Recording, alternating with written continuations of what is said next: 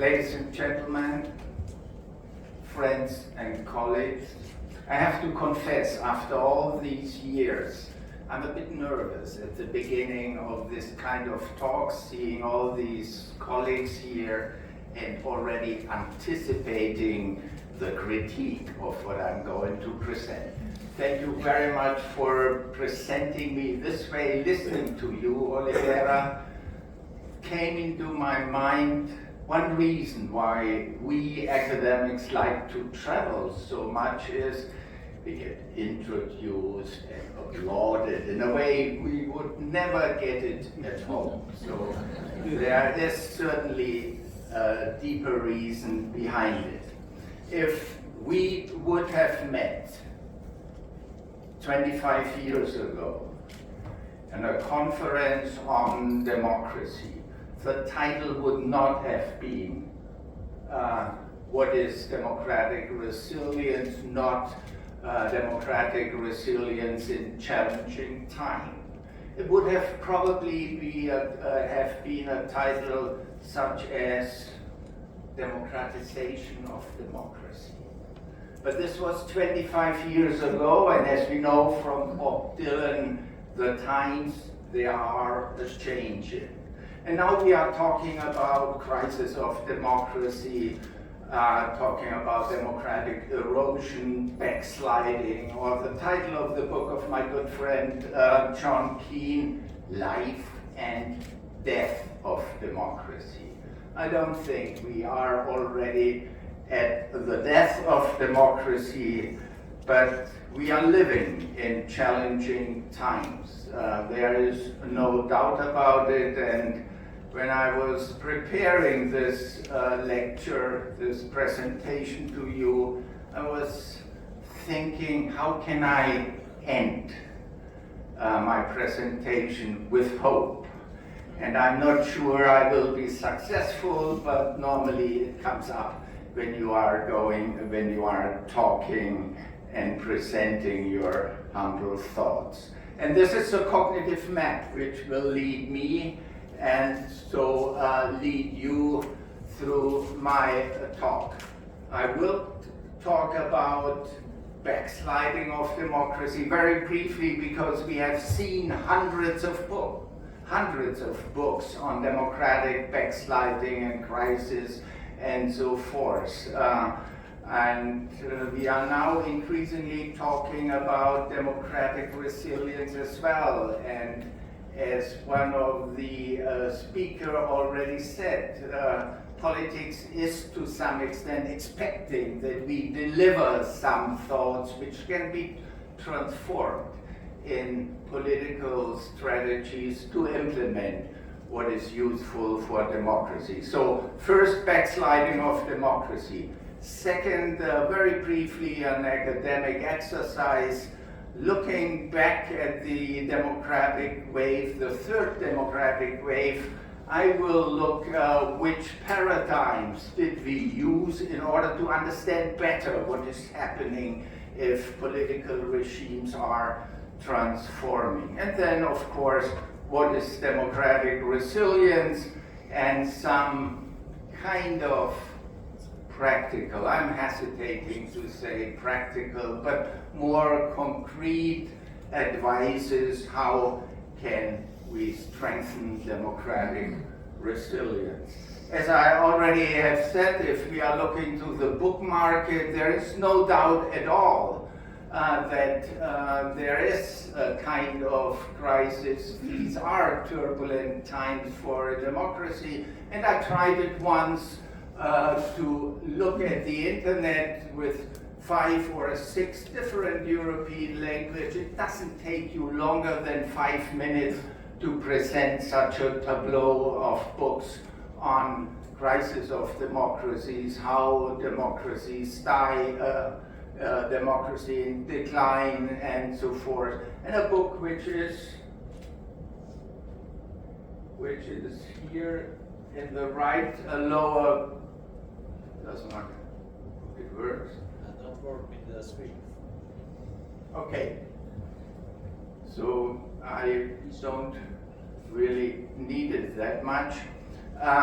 So this is what you see, and I still think we should not buy everything which we are reading about a crisis of democracy. If you really take it seriously, what a crisis meant, this is a battle of life and death. If we look to the medical metaphor, where we have taken it from the 18th century, I guess, then it is probably wrong to talk about the democracy.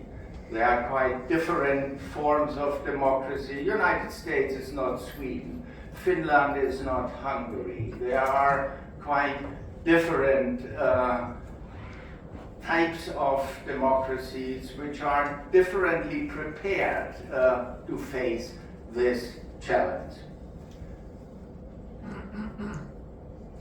What you see here is the fate and the development of democracy now for 75 years. What I did here is I collected, with a reference year 2000, I collected more or less the best democracies we have on the globe, and they turn out to be 34 different countries, the EU, and then the usual suspects: UK, Canada, Australia, New Zealand, US, Japan. So the reference year was 2000 for selecting these countries, because I didn't want to look to the obvious problematic countries like Hungary and at that time Poland. I wanted to look to the best, the well-established, liberal, rule of law-based democracy, and you see there is an upward trend. That doesn't work, sorry. There is an upward trend of the quality of democracy because I aggregated these 34 countries in one single graph. And I'm using the VDEM data, the varieties of democracy, and if you aggregate it in such a way, you have a steep increase in the year 1990, and it goes up then until the year 2008. And since then, each year, year per year, the best democracies are losing part of their quality. There are only a very, very, very few countries, of course, in Northern Europe, where democracy doesn't really lose quality. So the story goes, 2008, there is obviously a decline of democratic quality in these countries. Then I was looking to single countries, and you see the other three countries. Again, you have an average of the EU, the blue line, where you see clearly a decline as well. Not dramatic, but visible. And then you see Croatia, and Croatia still is one of the best democracies in the region. And you have Slovenia, and Slovenia is losing in quality of democracy as well. And then you have three countries from as successor states from Yugoslavia. You see the dramatic decline in Serbia.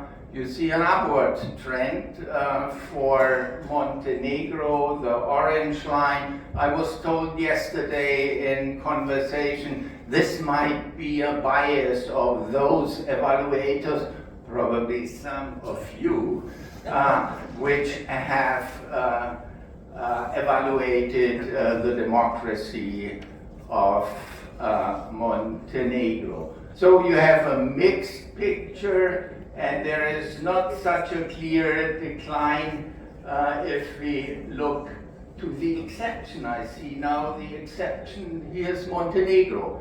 It's the only country where during the last years the quality of democracy has increased. You may correct me, and I'm waiting for that as well. I said I will present some thoughts about in the way theoretical paradigms led our research, and it's quite interesting that with the development of these political regimes, we use different theoretical approaches to understand what is going on. We have the old modernization theory, which was at the beginning of these transformation studies, and we considered with people like Seymour Martin Lipset and later on Adam Jaworski as well, that economic growth is driving democracy as well. And later on, Adam Jaworski argued even there has no democracy ever fallen, which has already reached 6,000, it was in 1985, $650 per capita. If you calculate it now in our terms, this is $35,000 per capita. If you look to the United States, for example, the United States have $80,000 per capita. So the United States cannot fall. If you follow modernization theory, if you follow one of the best scholars we have on democracy, Adam Jaworski, they have to rethink it. I don't expect the US democracy to fall, but certainly if Donald Trump is governing until the end of his presidency and even beyond, we don't know, then he will do a lot of damage to democracy, which is extremely difficult to recover. Then we had all the transition literature, transition to democracy or transition to something else, like Philip Schmitter and Guillermo O'Donnell and others called it. So actors, so it's about political elites especially, but sometimes of masses as well, who influence the development of the political regime, especially of democratic regime. Then with Juan Linz and Al Stepan talking about the consolidation of democracy. What do we need in order to understand when democracies, young democracies, fail or are successful? This is when we looked not only to actors but to institutions which build the strategic arena for political action. So institutions and actors matter.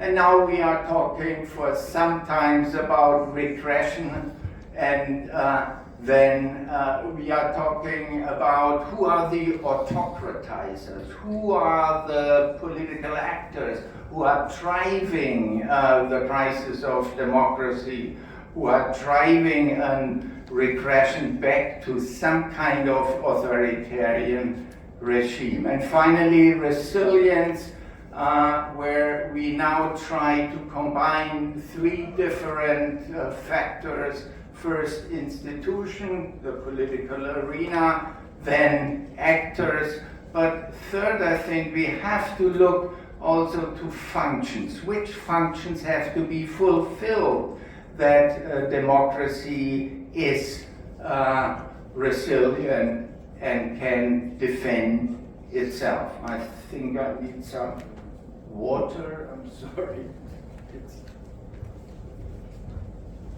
Thank you.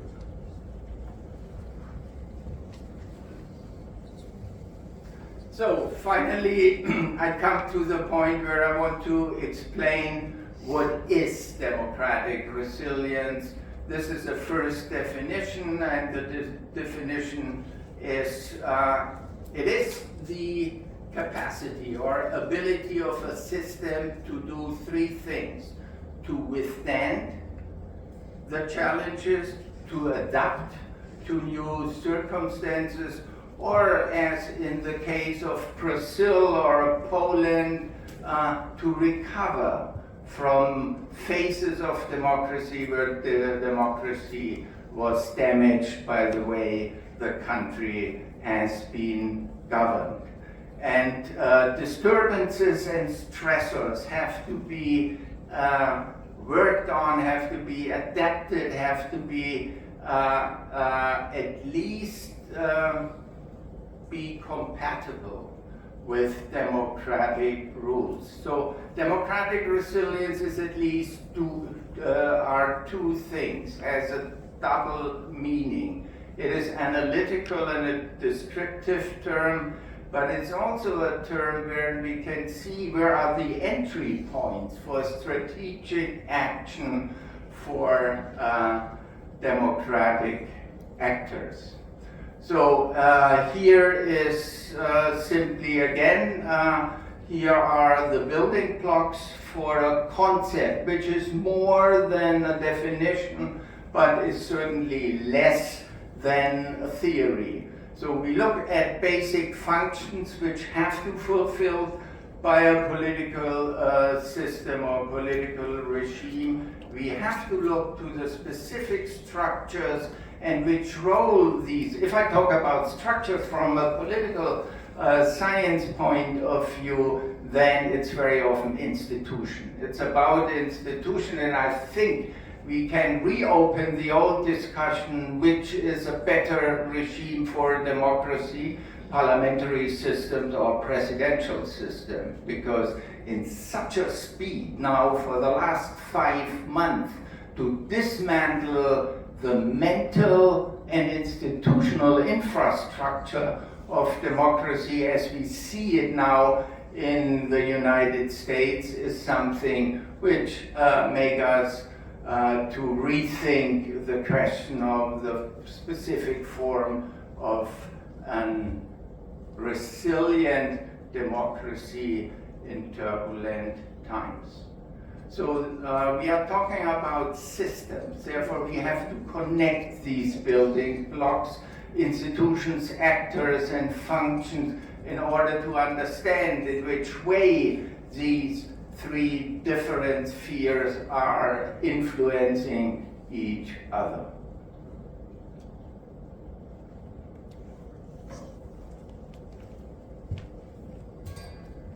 And here comes what I call somehow very emphatic, probably too much, what I call a model of democratic system, or a multi-level. And multi-level because I think we can look at 4 different levels if we are talking about resilience and fragility of political system.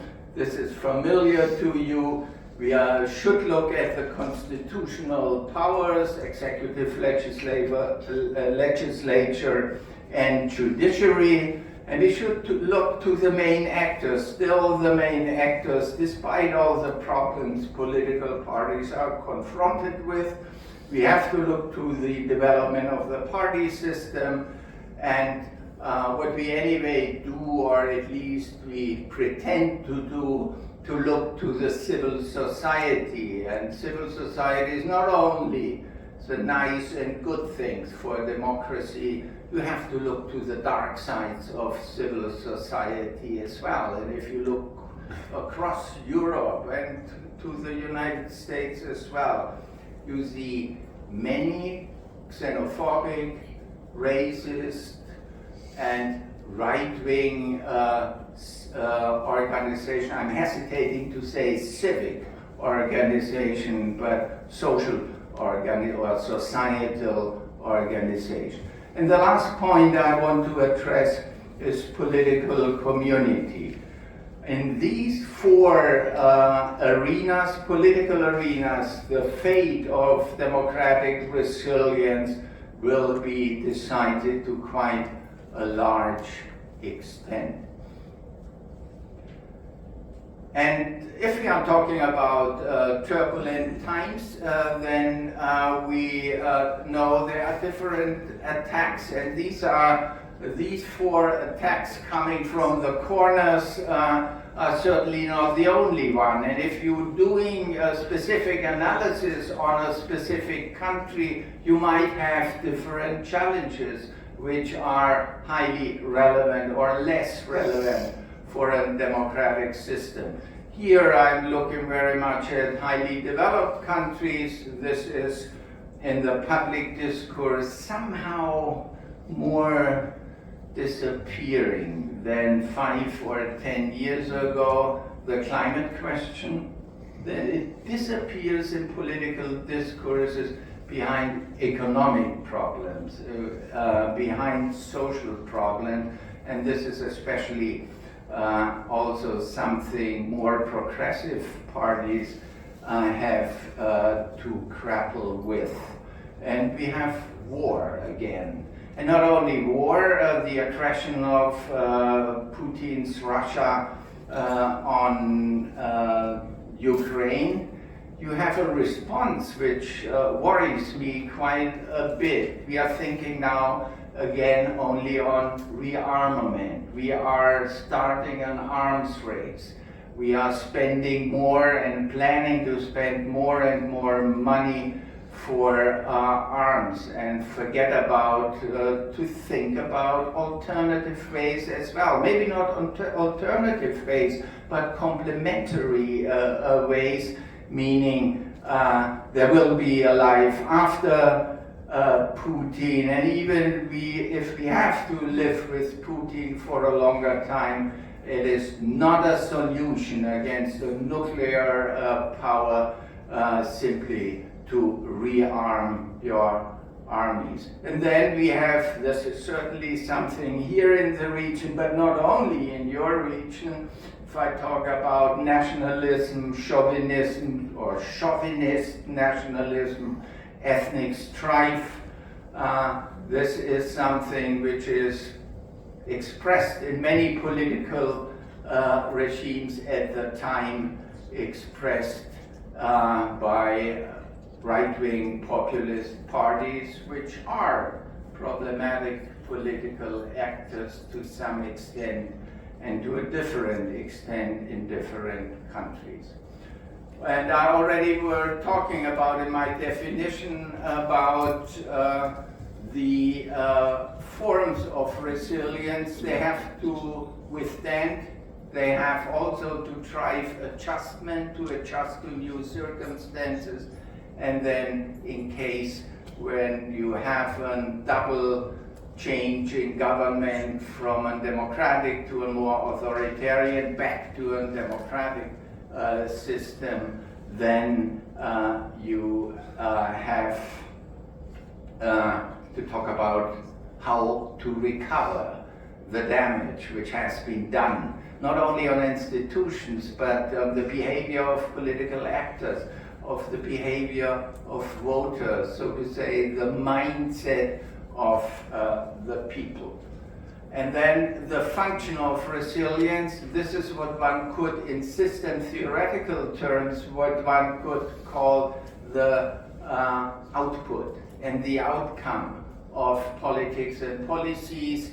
So political elites have to understand the future, which is not easy in democracies because the horizon is normally limited by 3 or 4 years by democratic elections. And they have to solve the problem. And I think this is one of the gaps many citizens are afraid of in these times.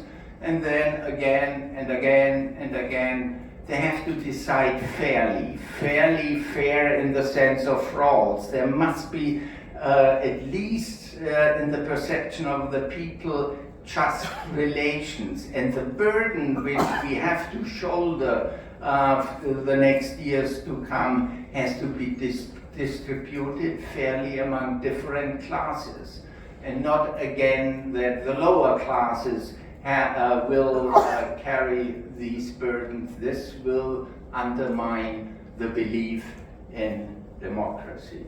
So this is more or less the kind how I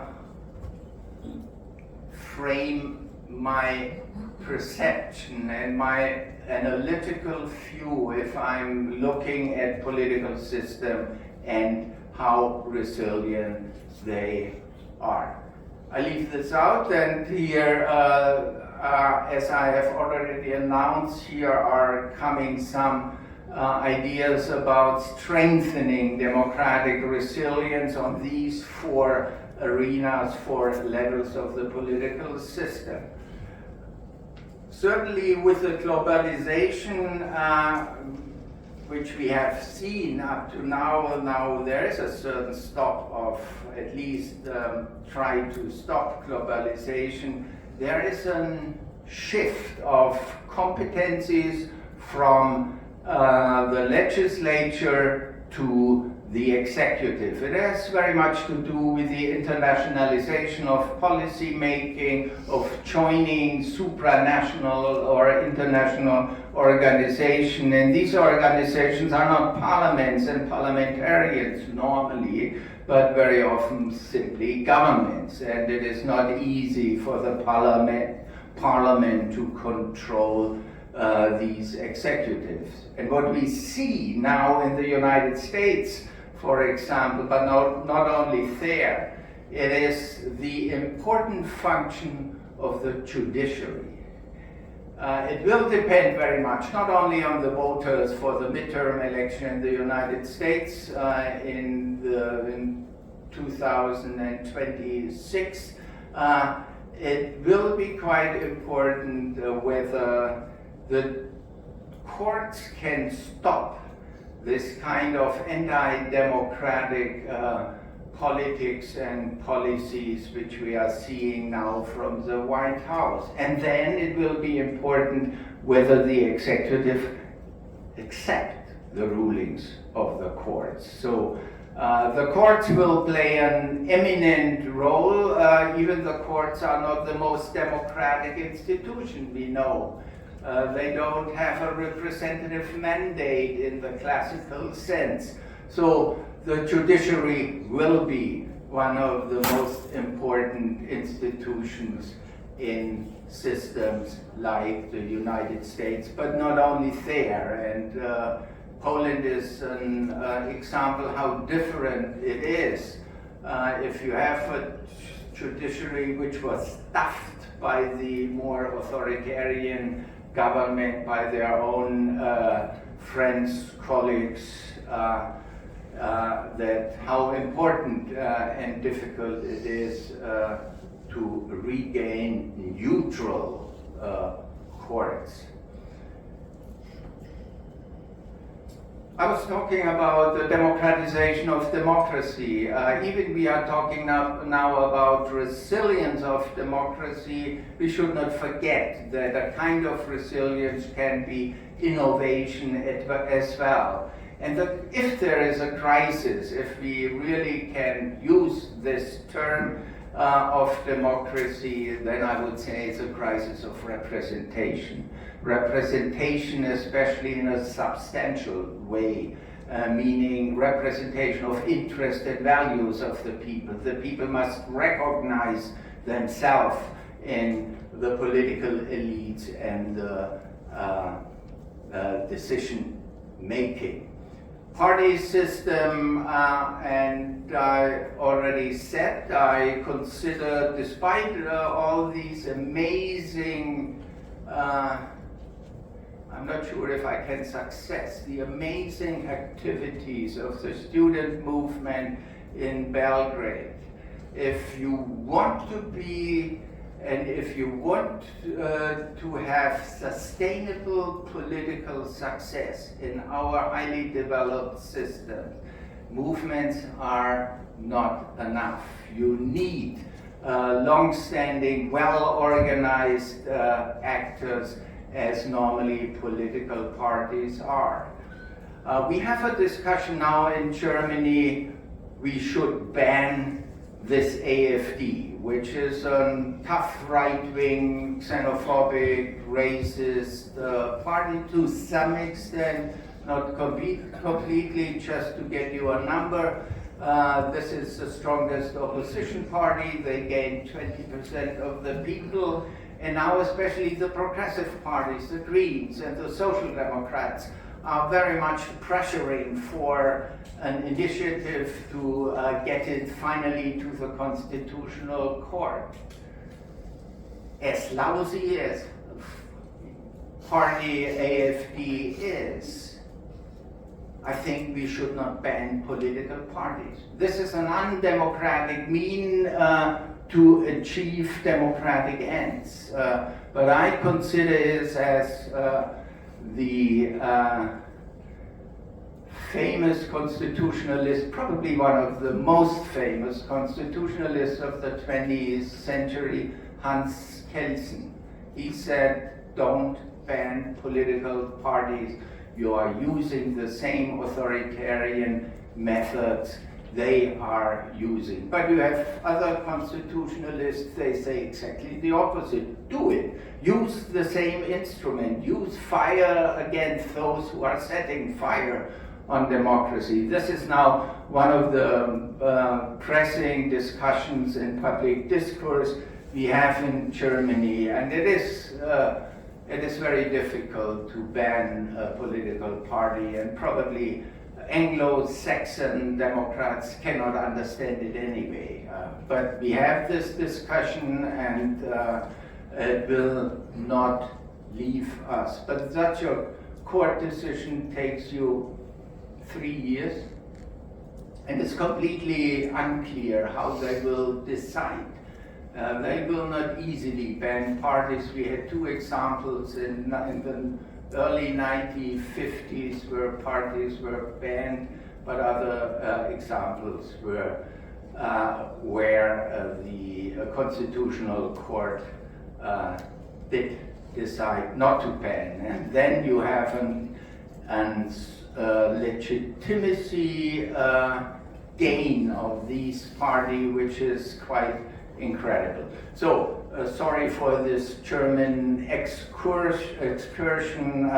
Let me go back to the more general level. Strengthening the center is something, the center, democratic center parties, which is needed in many party systems today. And again, strengthening representativeness and responsiveness. As I have said, I think this is one of the core problems democratic representative systems have for the moment. I pick up 2 points from civic culture and civil society. As I have said before, civil society is not only the nice and beautiful thing, we have dark sides as well, and therefore one could distinguish 2 different kind of social capital each society, peaceful society needs. The one is bridging the social capital, bridging across classes, across ethnicities, across religions. If we have this bridging social capital not in our civil societies, it will not be very supportive for democratic systems as well. The other type of social capital is bonding social capital, meaning you have social organizations which are based on one religion, on one ethnicity, basically on one more or less social class.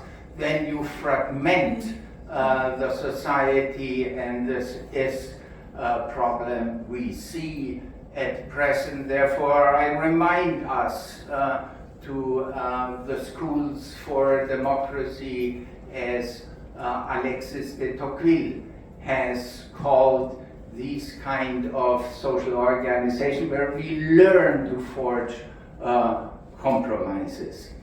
The political community, this has to do with these bonding and bridging social capital. There is a clear loss of the sense of belongingness to the democratic system, sometimes to the society. We see in many European countries fragmented subsystems in our society, and if we are not successful to strengthen this sense of belonging to the same political community, paying respect to diversity. Diversity is certainly something we should talk about when we talk about the democratization of democracy, but it has a flip side of the coin as well, as we see that in the United States, but not only there, in my country as well, then we see a revenge by right-wing populism against too much, as they would put it, too much diversity. And what is going on in the United States is something like a crusade against diversity. And one of the most modern and richest and biggest firm in Germany, the software firm SAP, already stopped the diversity program because the US said you will not get offers and you will not get projects and finances from the government. So you see, there is always something to think about. I don't say stop diversity, but we have to think again which will be non-intended outcomes. So I already talked about fair burden sharing, and if I remember the so-called third wave 25 years ago, it was not everything wrong at that time, and they had one slogan. I still think it is important to remember: investing into people. Education, education, education. This is something which is an investment in democracy as well. So, this is my last slide. We are living in times of multiple and unfortunately unresolved and maybe sometimes unresolvable crises. And the major attack at that time come from right-wing populism. Left-wing populism, we might discuss it during these days, is a different animal. At least in theory, left-wing populism will include the lower social classes. Right-wing populism does exclude on ethnic terms especially. In practice, and especially if you go to Latin America, it's again different. But if you're looking to left populism increase in Spain and Portugal, this is highly compatible, I do think, with democracy. So we should avoid illiberal reactions to democratic problems, and this is a reminder, not banning parties and not using illiberal means to achieve liberal ends. And bridges is something we should think about if we think in practical terms, bridges between communitarian nationalists and supranationalists, or cosmopolitan supranationalists, the well-educated and the less educated. And you may have read the book of Hochschild, Strangers in Their Own Land. It shows to you how important these non-understanding of different groups in our society is. So, fair burden sharing in crisis within society, and I do think we have the means in democracy from a normative point of view, but also from a practical point of view. It's not true that dictatorships are more efficient at solving economic problems or stimulating economic growth. So we have the means, but we should use it. Thank you very much for your patience.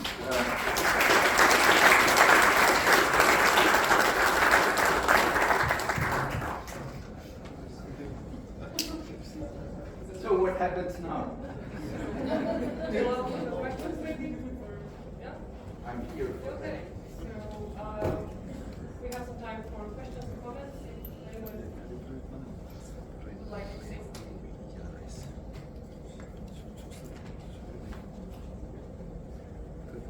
All problems are small. I'll just jump on where you left off, I guess.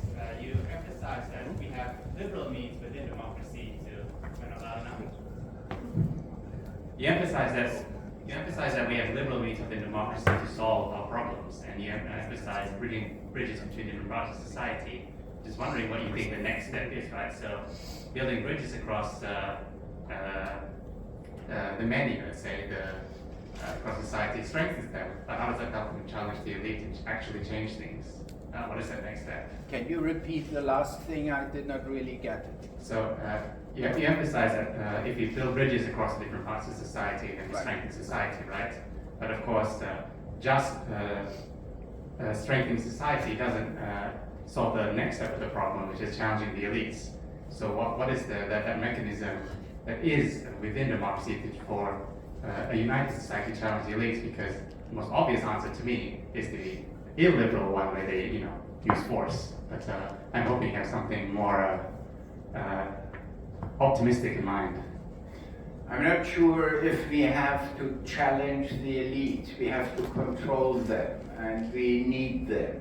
And there is one wonderful moment in democratic regimes. Each 3 years or 4 years, you can vote the elites out of office. This is something which Adam Jaworski is always stressing. This is probably more important than electing the elites who govern us. So then, as I have tried to show, we have an institutional structure of checks and balances. And this is what makes democracies unique. They give us the possibility to control them. And if this is not enough, we can go to the streets. And this is also something which you can do only in democracies, not that much in authoritarian regime, or if you are doing it in authoritarian regime, it is individually highly risky. This is something where we have a shield, we have instruments, we have opportunities in democratic society. I'm not saying this is enough, and democracy is always an unfinished project, and therefore we have to influence these discourses, and we cannot leave it only to the elites. This is not the impression which I want to make. I'm not a Schumpeterian saying this is the best form and stable form of democracy, but there are quite a few instruments we have, and the discourses are an important thing to influence public opinion, to influence the political discourse. This is what we can observe now in the United States. And I had a long conversation 2 or 3 weeks ago with Jürgen Habermas now 95, he's turning 96 next month, and he is skeptical. He is skeptical that the public, which is now becoming more and more a digital public, can create reason, as he would express it. Nevertheless, I'm here a bit more optimistic, and it has not come true what Karl Marx and Alexis de Tocqueville said in the 19th century, that the United States of America are presenting the mirror of the future to the European countries. I hope not. And to some extent, I think we overestimated the quality of democracy of the United States far before Trump took over. Thank you.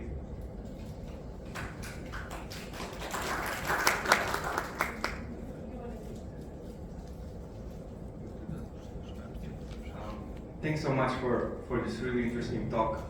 I want to relate to this last overestimation remark and a bit of a detail that you had in your presentation. So you showed us a really nice graph where you plotted the mean level of the liberal democratic index, right, only for the advanced democracies. And there was this incredible spike precisely between the year 1989 and 1990, right? There it is. I'm really curious, what happened then in the advanced democracies? My hunch is that this is perhaps a measurement issue. Maybe Videm just brought in some, of these newly democratized countries in, and this affected perhaps the score of these advanced democracies, but this is more like a hunch.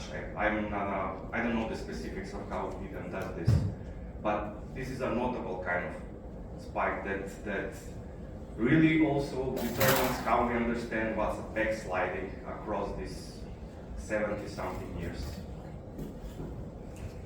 Two responses to your question. There is indeed a problematic measurement. You were kindly not to say a measurement error. And the background is the following one. As I have said, the reference year to select these best democracies was the year 2000. And this included, at that time, Poland, Hungary, because they are belonging to the European Union. So previous dictatorship, which had a low degree of some kind of democratic spheres or niches, were becoming democracy. And this is this steep increase. We could expect something if for example, China would become a democracy as well. You would have, if you measure it in terms of population, you would have a steep increase as well. Not that I would expect it, but it has to do with the selection of these cases in the year 2000. So the figures are better and without the problematic factor if we think about it from 1990 up to now, because we do not get these new regimes into the sample.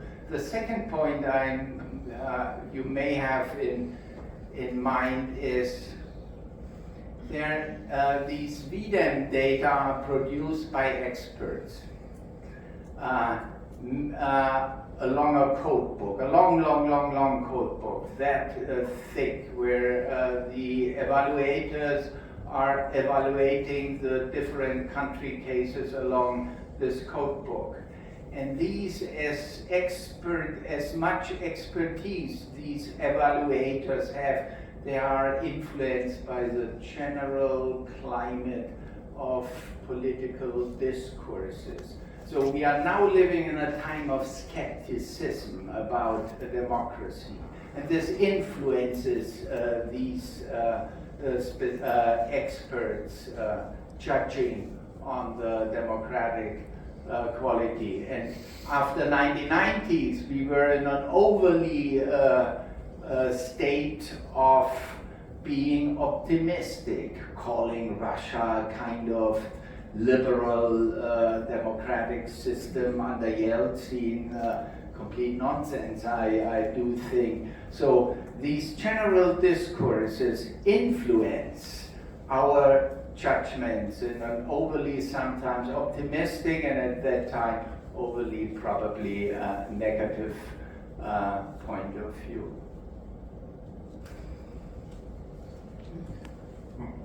Thank you, Wolfgang, for your presentation, and it's me. I think you know me. Fairly. Yeah. I have one question about your model with respect to actors and political community. So these are definitely not first attacks on democracy in the history, but what is different is the ambiguity. Because several decades ago, authoritarian-minded leaders were proud of being authoritarian, so they wore it as a badge of honor. They were saying that authoritarianism is better than democracy. And now, if you look at the discourse of guys like Orban and both, they are saying we are improving democracy. We are, we are here for the real democracy. We are the real Democrats. We are rejuvenating democracy. So then there are two challenges that both actors and political community are facing when confronting these attacks. Firstly is how to recognize on time that democracy is under attack. When they are saying that they are not attacking democracy, they are improving democracy. And the second thing is, even if political actors recognize on time, and we know that time is a very important factor in resilience, even if they recognize on time that democracy is under attack, how to convince the public that democracy is indeed under attack, how to mobilize them, how to convince them that we are facing here an imminent danger. Because this seems to be a problem in many countries. You mentioned Germany. That was portrayed in the election as a threat to democracy. It didn't resonate with the population. The same thing in the United States. Kamala Harris ran a campaign on Trump is a threat to democracy, and according to the polls, Republicans thought that democracy is in danger, not the Democrats. So how to convince people that democracy is in danger? Do we need to face with I would say, very, very depressing thought that democracy needs to die first so that society would be alarmed? Because we see that in countries with recent authoritarian collective memory, like Brazil, what you mentioned, or even South Korea, the society reacted quickly when incumbents tried to undermine democracy. Thank you. It is always the case, dear Philip, that former students are posing the most difficult question to the teacher, and I think this is a good development. And I do agree that ambiguity is one of the signs of our century, of our times. Sometimes we cannot see only the positive effects. We have to buy, if we want to produce these positive effects, we have to buy some negative aspects as well. And this makes decision making, if you think about ecology and economy, for example, and this is what we see in many, many countries. Politicians are in times of crisis more prone to stimulate economic growth and not looking that much to ecological questions. This is, for example, something which is going on at this time in Germany and certainly in the United States as well. Two or 3 points. The one is, how do we know that there is an attack against democracy going on if we have these different perceptions and understanding of democracy? If we think about liberal democracy and Orban and his illiberal democracy as a kind of higher form of democracy by the people.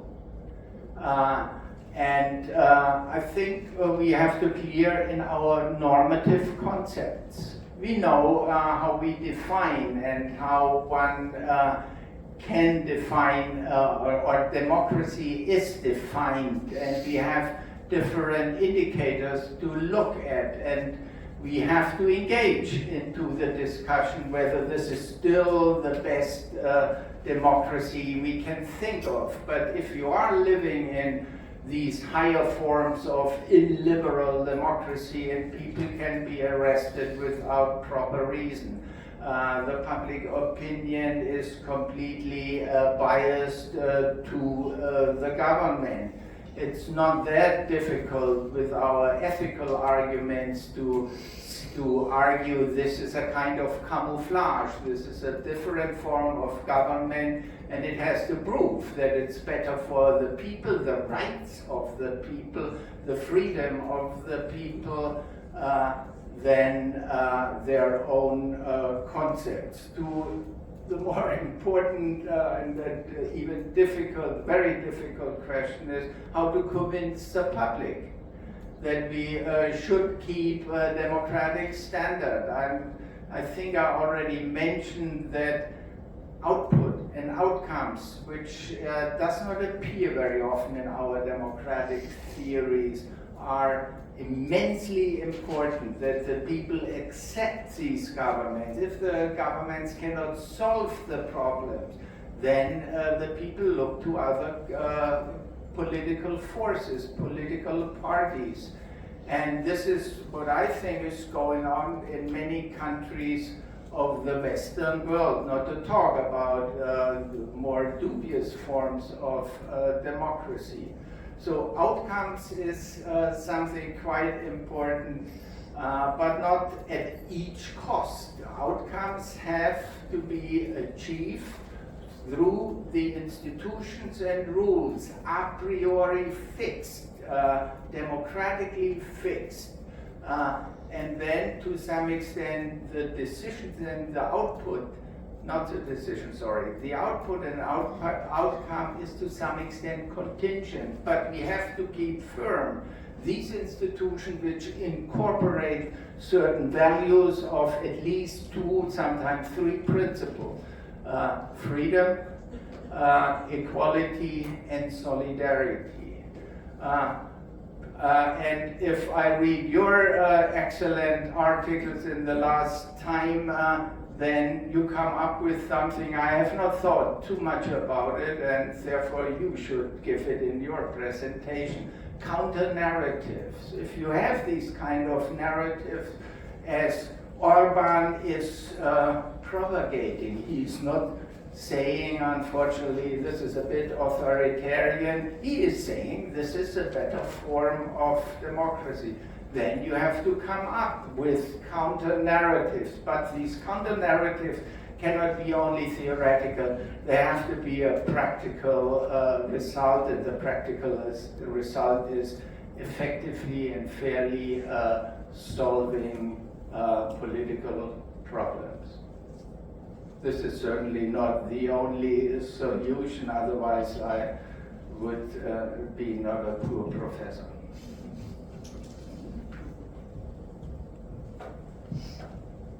Okay, thank you. Wolfgang, it's great to see you once again in our academic community after 20 years. You pick up the problem how to deal with the anti-systemic political parties. And as I understand you, you believe that it is almost impossible to ban such kind of political parties. I would remind all of us that in the late 30s, Karl Levenstein introduced the concept of militant democracy, which presupposed the using the legal instruments for political ends, and which was almost completely preoccupied with anti-systematic political parties. We in the region of Balkan, have long-run experience with such political parties. For example, Serbia is a Serbian radical party, which is basically today a ruling party in Serbia. And I guess that sometimes the instruments of militant democracy would be necessary. For example, after the revolution in 2000 in Serbia, I guess it was necessary to ban Serbian Radical Party, you know. But problem was that political parties covered almost 50% of voters, you know. And what do you think? What do you mean? I understand you mentioned the student movements, student protests, you know, and I agree with you that it is almost impossible, you know, to political articulate and political to make it political success between stable as between organized and sustainable political parties. But how to make it? This is a question for you. Is it still possible? As I understand, sometimes from time to time, even in Germany, you know, the instruments of militant democracy was applied, you know. Germany has a unique past from 1933 to 45. And the fathers and the few mothers of the German constitution called Basic Law then decided a bit on the line of Karl Löwenstein to install in the constitution a militant democracy. It's interesting, the translation in Germany, it's called Wehrhafte, able to defend the democracy. So it is a bit a different semantic behind militant and democracy and defense, able to defend democracy. And we have basically 3 articles in the Constitution. The first is to forbid organizations. This is done by the executive, can be checked by administrative court. This happens all the time. Hundreds of them were banned by the executive. We have a second one, interesting one. A certain political person or leader it can be taken away from him important political rights. So the Constitutional Court now decides that the leader or one of the neo-Nazi figures of the AfD, Björn Höcke, can be banned from political life. They take for 5 years or 10 years his political rights, especially the right to be elected, away. This never happened in the 75 years history of Germany. And then you have these Article 21, 2, this explains it is possible to ban political parties. It happened in 1952 because you mentioned certain situations, comparing it to the year 2000 in Serbia, for example. Certain situations may need very specific and you need instruments. And it was in 52, Germany was certainly not a good democracy at that time. The people have to learn, have to be re-educated. This was a term the Americans were using. A neo-Nazi party surfaced, 2% of the voters, and it was banned at that time. And then at the peak, or one of the peaks of the Cold War, the communist, Stalinist, communist political party was banned in 1956. This was easily done at that time, pressured by the government.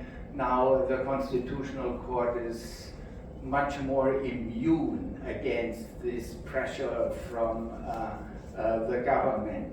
Your point, again, as I said, I'm out of out of democratic reason, I'm against the banning of a political party. If you say there is an extraordinary situation, then you should do it, because the attack is so fulminant and the attackers are so powerful, then normally you cannot do it anymore. This is one of the dilemmatic situation, because then it would be a program for a civil war. And even in Germany, which is still a stable democracy, but the right-wing populists are by far the strongest party in the previous German Democratic Republic, in East Germany. If you think about, you ban a political party, the next day the state has to remove them from their mandate, not only in the federal parliament, not only in the parliament of the state, but in the parliaments of cities, towns, municipalities. We are talking about 100,000 people. How can this be managed? These right-wing populists will not say, thank you, it was nice to be here, but now we leave. They will not leave. So this is not a normative reason, it's a very much pragmatic reason. And the dilemma I still see, it is easier to ban irrelevant parties if they are relevant, if they are representing a large part of the demos. They do even think this is not the right way. But even from a democratic point of view, it's highly problematic. And you mentioned Karl Löwenstein. He has published a lawyer, Jew, immigrant, constitutionalist, had to leave Germany, and he published 2 banned articles in American Political Science Review. You were talking about that so many young scholars are publishing now in excellent journals and reviews. And number one, certainly in our profession, is this APSR. No doctoral student would ever send such an article, or you would forbid them to send this article to one of these journals. He has a good idea, but it was lousily presented, sorry to say. Therefore, the big antagonist to him is Hans Kelsen, and I only can recommend his writings on democracy. Again, an Austrian Jew, constitutionalist, and immigrant. They played an eminent role in, again, bringing Germany back into the circle of civilized nation. I think about your thinking. There might be extraordinary situation, but then the question will arise: is it feasible?